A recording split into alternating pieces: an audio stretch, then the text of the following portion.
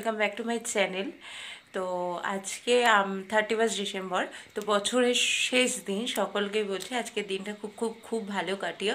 তো আমিও চললাম ঘুরতে, কে কে যাচ্ছি, কোথায় যাচ্ছি, সমস্ত কিছু তোমাদের সাথে আপডেট দেবো। তো তোমরা সঙ্গে থাকো, দেখতে থাকো। আমরা চলে এসেছি প্যান্ডেলের লাহিড়ী বাবা মন্দির। তো এখানে ঢোকার সময় আগে ছিল কি, গেট থেকে ঢোকার সময় মাথায় ঘোমটা দিয়ে ঢুকতে হবে।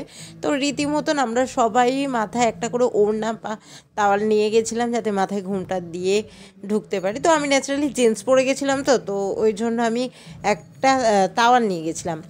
তো কিন্তু দেখলাম ঢোকার সময় এবার আর নিয়মটা নেই যে মাথায় ঘোমটা দিয়ে ঢুকতে হবে। তো ঢুকে দেখলাম প্রচণ্ড খুব সুন্দর সাজিয়েছে। তো আমরা দেখো, এটা আমার একটা বান্ধবী মানে ওদের ফ্যামিলির সাথে আমাকে একবারে ইনভাইট করেছিল। তো সবাই মিলে আমরা গেছিলাম ব্যান্ডেলে।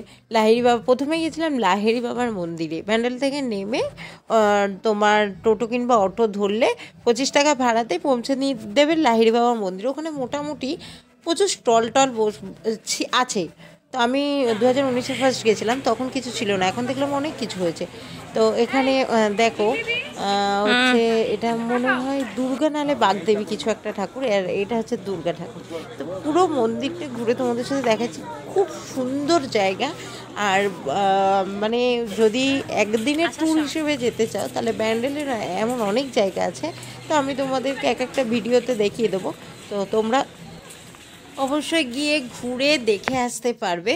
তো আমরা এই মুহূর্তে ঢুকছি লাহিড়ী বাবা মন্দিরের যে মেন মন্দিরটা, ওই মন্দিরটায় ঢুকছি। তো মোটামুটি গল্প করতে করতে কথা বলতে বলতে ঢুকছিলাম। তো দেখো এখানটায় খুব সুন্দর সারথি সাজিয়েছে। আর ওই যে এটা হচ্ছে মেন মন্দির।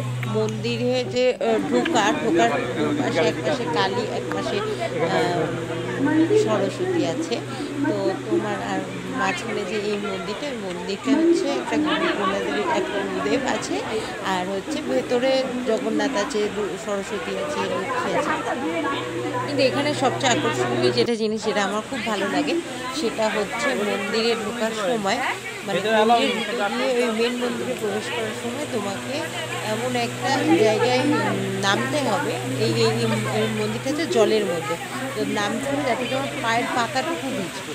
তো তুমি অনেকটা দূর থেকে আসো, যাতে তোমার পায়ের পাতাটুকু ভিজে গেলে তোমার পাটা ধোয়া হয়ে গেল, এবার তুমি মন্দিরে উঠবো।